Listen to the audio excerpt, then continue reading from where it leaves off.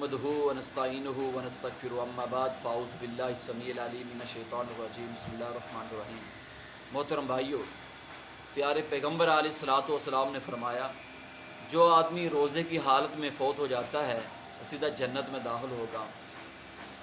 صحیح حدیث ہے، اللہ کے پیارے پیغمبر علیہ الصلوۃ والسلام کے صحابی حضرت حذیفہ رضی اللہ تعالی عنہ اس حدیث کے راوی ہیں، بیان کرتے ہیں، مسند احمد میں حدیث موجود ہے کہ اللہ کے نبی صلی اللہ علیہ وسلم نے فرمایا من قال لا الہ الا اللہ ابتغاء وجہ اللہ ختم له بها دخل الجنہ ومن صام یوما ابتغاء وجہ اللہ ختم له بها دخل الجنہ ومن تصدق بصدقۃ ابتغاء وجہ اللہ ختم له بها دخل الجنہ۔ جس آدمی نے آخری کلام لا الہ الا اللہ ہوا، اللہ کے نبی صلی اللہ علیہ وسلم فرمایا فوت ہونے سے پہلے جس آدمی کا منہ سے یہ الفاظ نکلے لا الہ الا اللہ تو وہ سیدھا جنت میں داخل ہوگا، دخل الجنہ، جنت میں داخل ہوگا۔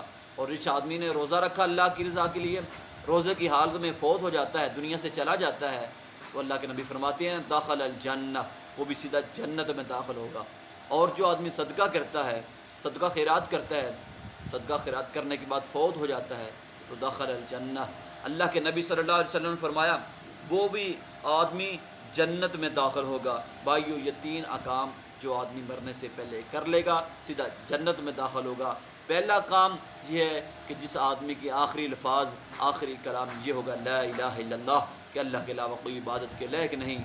بھائیو، اللہ کے نبی سے فرمایا دخل الجنہ، سیدھا جنت میں جائے گا۔ اور دوسرا آدمی، جس آدمی نے روزہ رکھا اللہ کی رضا کے لیے، روزے کی حالت میں فوت ہو جاتا ہے تو سیدھا جنت میں جائے گا۔ اور تیسرا آدمی جو صدقہ خیرات کرتا ہے تو وہ بھی سیدھا جنت میں جائے گا۔ اللہ مجھے اور آپ کو یہ تین اعمال کرنے کی توفیق عطا فرمائے۔ وآخر دعوانا الحمد للہ رب العالمین۔